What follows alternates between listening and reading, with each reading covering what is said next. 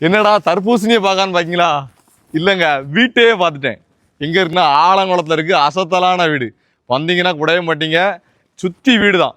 ரேண்டு வெளியெல்லாம் high rate தாங்க. ஆனால் வீட்டோட ரேட்டு பார்த்தீங்கன்னா 48 லட்சம் தான் சொல்லுதாரு ஓனரு. டேரெக்டாக ஓனரு 3 சென்ட்ல ஸ்கொயர் ஃபீட் 1300. ஜம்ப்பு, கார் பார்க்கிங் வசதி, இவ்வளோத்துக்கு மண் அடிச்சு கரெக்டாக கொடுத்துருவாங்க. ஃபுல் வீடியோ யூடியூப்ல போட்டிருக்கேன்.